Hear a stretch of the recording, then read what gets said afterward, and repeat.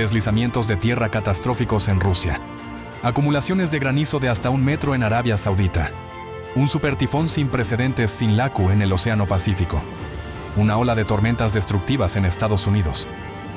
En este episodio verán los eventos climáticos más anómalos de la semana pasada, y también descubrirán qué es exactamente lo que se convierte en el factor clave de supervivencia cuando los escenarios habituales de rescate dejan de funcionar en el momento más crítico.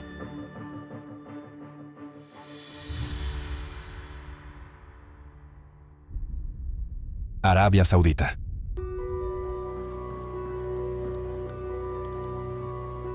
Desde el 13 de abril, fuertes lluvias, tormentas eléctricas y granizo extremo azotaron Arabia Saudita.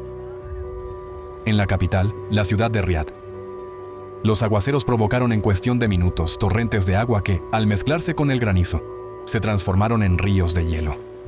En algunas zonas desérticas, la altura de la capa de granizo superó 1 metro.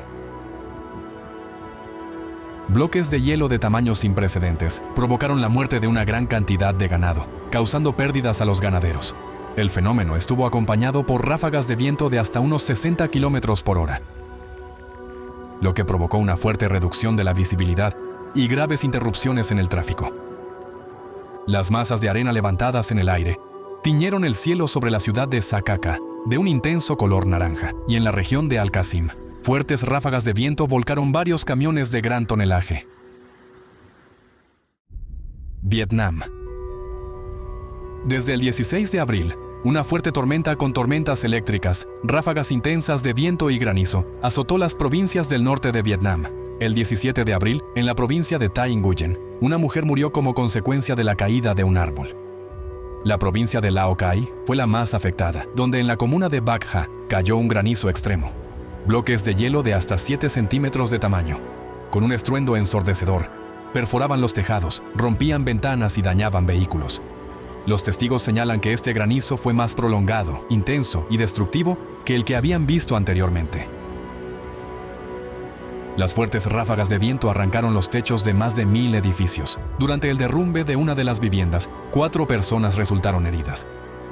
El temporal destruyó más de 200 hectáreas de cultivos y alrededor de 370 hectáreas de huertos frutales, especialmente de ciruelos y perales. Los frutos fueron derribados en cuestión de minutos y quedaron esparcidos por el suelo. Los habitantes locales prácticamente perdieron la cosecha, que es su principal fuente de ingresos.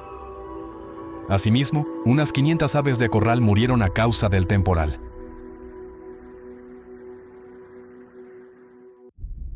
Malasia.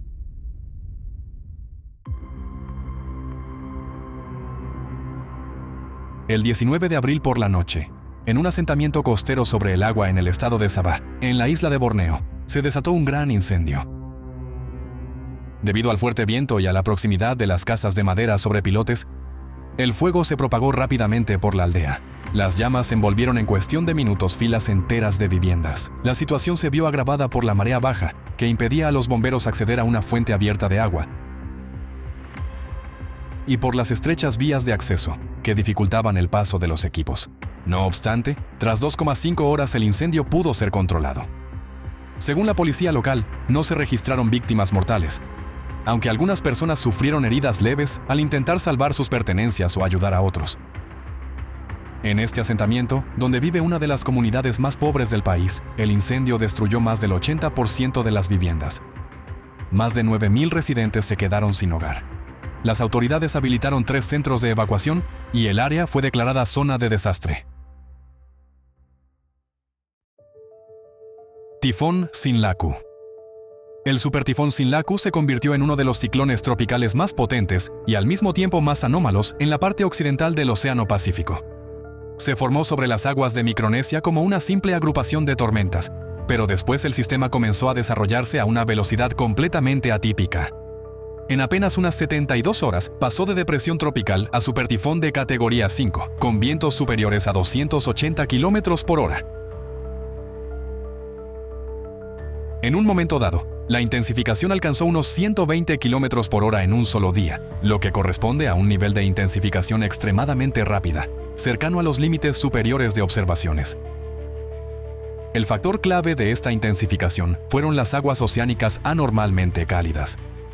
En la zona al sureste de la isla de Guam, donde el sistema ganó fuerza, La temperatura superficial del océano alcanzaba los 30 a 32 grados Celsius, lo que está notablemente por encima de la norma climática, especialmente para el mes de abril. El pico de la temporada de tifones en el Pacífico Occidental suele darse en junio, y un ciclón tropical de tal magnitud como Sinlaku, en abril, es un fenómeno extremadamente raro. Las observaciones satelitales también registraron una estructura vertical del tifón muy poco común. La temperatura en la cima de las nubes en la zona de convección central fue de aproximadamente menos 95,7 grados Celsius. Esto corresponde prácticamente al nivel de la tropopausa, el límite superior de la troposfera. Esto significa que las corrientes ascendentes dentro de la tormenta eran tan potentes que atravesaban las capas superiores de la troposfera. Tal estructura indica una eficiencia energética extremadamente alta del sistema, donde el calor latente del océano se transforma muy rápidamente en energía cinética de rotación. Además, entre las características de Sinlaku, destacan su gran escala y su movimiento lento. Según el Servicio Meteorológico Nacional de Estados Unidos en Guam, la zona de vientos con fuerza de tifón se extendía aproximadamente 443 kilómetros desde el centro. Las áreas sobre las que Sinlaku prácticamente se mantuvo estacionario estuvieron expuestas a vientos destructivos y lluvias intensas durante unas 48 horas consecutivas, lo que multiplicó los daños causados. El tifón dejó tras de sí viviendas destruidas, carreteras y puertos dañados, y provocó graves interrupciones en el suministro de energía y agua. En algunas zonas del estado de Chuuk, hasta el 75% de las redes de distribución eléctrica quedaron fuera de servicio. La comunicación telefónica, incluida la conexión con los servicios de emergencia, prácticamente estuvo ausente, lo que complicó gravemente la respuesta y la coordinación de las acciones. El desastre natural se cobró la vida de al menos 4 personas, mientras que el número de fallecidos y heridos podría aumentar a medida que llegue información desde las zonas aisladas. El impacto principal de este monstruo recayó sobre las Islas Marianas del Norte, incluyendo Saipán y Tinian. La pared del ojo pasó directamente sobre estos territorios, donde se registraron vientos sostenidos de unos 233 km por hora, con ráfagas de hasta 282 km por hora, lo que corresponde a la categoría 4 en la escala de Saffir-Simpson. Además del viento, un papel crítico lo desempeñó la marejada ciclónica. En algunas zonas las olas alcanzaron los 9 metros, provocando una destrucción costera a gran escala. Parte de la población fue trasladada a centros de evacuación y cientos de turistas quedaron bloqueados debido a la cancelación de vuelos. La isla de Saipán, conocida por sus resorts y el buceo, quedó prácticamente paralizada. Durante el tifón desaparecieron 6 personas que se encontraban a bordo de una embarcación dañada, con la que se perdió el contacto el 16 de abril. La búsqueda fue llevada a cabo por la Guardia Costera de Estados Unidos. Sin embargo, al cabo de 4 días, aún no los habían encontrado. Estados Unidos. La semana pasada, la parte central de Estados Unidos experimentó una serie de tormentas. El 17 de abril, el sistema alcanzó su punto máximo, provocando un brote significativo de tornados. Según datos preliminares, se registraron más de 70 casos, algunos de los cuales se estima que alcanzaron la categoría EF3. Las primeras zonas en verse afectadas fueron áreas del estado de Minnesota, donde en las cercanías de la ciudad de Rochester, los vórtices atravesaron zonas residenciales, dañando edificios y arrancando tejados. En la ciudad de Marion, unos 30 hogares resultaron dañados, y barrios enteros quedaron cubiertos de escombros, árboles caídos y fragmentos de estructuras. En la pequeña localidad de Ringgold, en el estado de Wisconsin, un tornado dañó alrededor de 75 viviendas. Algunas personas quedaron atrapadas en sótanos y necesitaron la ayuda de los equipos de rescate. Y el día anterior, el 15 de abril, en la ciudad de Waukesha, durante la tormenta, un hombre murió tras ser alcanzado por un rayo. Se registraron graves consecuencias en los estados de Illinois y Missouri. El impacto del fenómeno afectó tanto a zonas residenciales como a infraestructuras urbanas. Se produjeron daños importantes en los sistemas de servicios básicos. Líneas eléctricas resultaron dañadas, dejando a una parte significativa del territorio sin electricidad.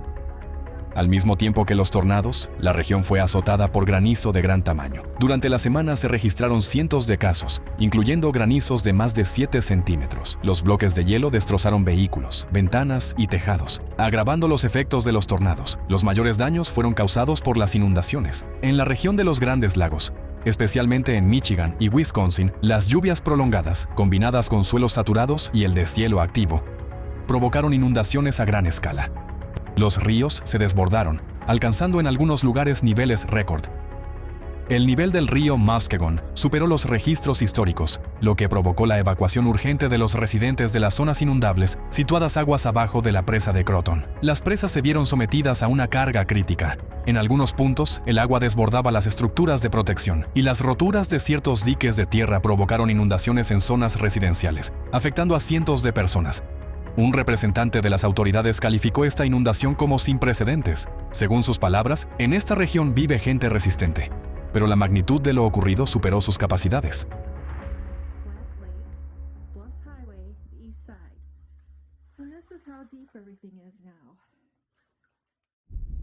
Rusia. Tras precipitaciones récord e inundaciones, una nueva desgracia golpeó Dagestán. Los deslizamientos de tierra. El suelo saturado de humedad en las laderas montañosas comenzó a moverse, deslizándose lentamente cuesta abajo y arrastrando consigo carreteras, líneas de comunicación y edificaciones. En el distrito de Levashi se produjo un deslizamiento de varios kilómetros de longitud. Toneladas de tierra cayeron en el río Naker, bloqueando su cauce y creando una amenaza de inundación para los asentamientos cercanos. En el distrito de Dakadayev, los habitantes del pueblo de Urkarak observaron durante varios días cómo el desastre destruía lo que habían acumulado, construido y creado durante años. Edificios que creían construidos para durar siglos simplemente colapsaron como castillos de naipes. 28 viviendas fueron completamente destruidas y cerca de un centenar permanecen en riesgo de derrumbe. Aproximadamente 200 personas fueron evacuadas de la zona de peligro. La tierra sigue literalmente cediendo bajo sus pies. Un puesto sísmico local registra de forma continua movimientos del terreno en una superficie de más de 16 hectáreas. En Urkarak también resultó dañado el sistema de abastecimiento de agua, por lo que se recurrió a camiones cisterna para suministrar agua a los residentes. En el distrito de Dakadayev, carreteras de importancia regional y local, así como un puente de piedra, sufrieron daños significativos. En abril, las zonas montañosas de Dagestán quedaron literalmente cubiertas de nieve. En algunos lugares, los ventisqueros alcanzaban hasta 2 metros y las personas permanecieron durante semanas sin comunicación y aisladas del mundo exterior. En los distritos de Laksky y Kulinsky, bajo el peso de la nieve, las viviendas empezaron a derrumbarse. La ayuda humanitaria fue entregada por la aviación del Ministerio de Situaciones de Emergencia. Las avalanchas de nieve, más parecidas a cascadas, y los desprendimientos bloquearon el acceso a los asentamientos del distrito de Tliaratinsky. La estación meteorológica Sulak Visokogornaya quedó sepultada por precipitaciones récord. Un trabajador tuvo que ser evacuado en helicóptero del cautiverio de nieve. El 13 de abril, en el distrito de Suntinsky, tras varios días de intensas precipitaciones, se produjo una avalancha. Parte del pueblo de Shaitli quedó sepultada. Viviendas resultaron dañadas. La operación de rescate se vio considerablemente afectada por las condiciones meteorológicas adversas y los problemas de comunicación y suministro eléctrico. Algunas personas fueron rescatadas por residentes locales, quienes retiraron manualmente la nieve y los escombros, sacándolas de debajo de los derrumbes. Bajo la masa de nieve quedaron una madre con su hijo de 7 años, que permanecieron allí durante 8 horas. Fueron rescatados con vida, pero la mujer falleció en el hospital a causa de las heridas sufridas.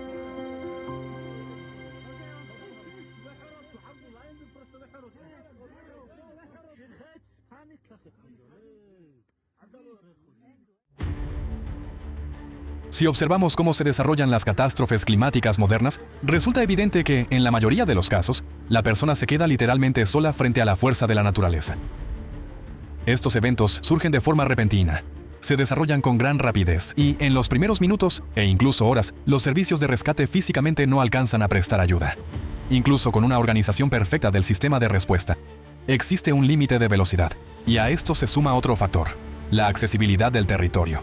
Carreteras destruidas, bloqueos, inundaciones, condiciones meteorológicas extremas. Todo esto puede aislar completamente la zona afectada. En esencia, la primera persona que puede acudir en nuestra ayuda en una situación de emergencia es el vecino. Los informes de noticias describen con frecuencia cómo los residentes locales ayudan a retirar la nieve, a desmontar los escombros tras los terremotos, a excavar entre deslizamientos de tierra con sus propias manos, en ausencia de equipo, y mucho más. Pero mientras nosotros mismos no estemos dispuestos a ayudar a nuestro vecino, no deberíamos esperar ayuda de él. Es igual que nosotros y vive en las mismas condiciones. Es necesario ser uno mismo un ejemplo para los demás y recordar la responsabilidad hacia los miembros de la familia y hacia esos mismos vecinos. Es importante tener escenarios de actuación, porque en situaciones extremas las personas pueden desorientarse a sí mismas y a otros. Y hay que entender, del mismo modo que nosotros observamos a los demás, ellos nos observan a nosotros. Reflexiona. ¿Sabes cómo actuar durante una inundación, un tornado o un terremoto? Estos escenarios deben preverse con antelación incluso para catástrofes que nunca antes han ocurrido en tu región, ya que ahora están ampliando su geografía y surgen en los lugares más inesperados. Por eso, la disposición a ayudar al vecino, la responsabilidad y los escenarios de acción bien pensados son lo que puede salvar vidas.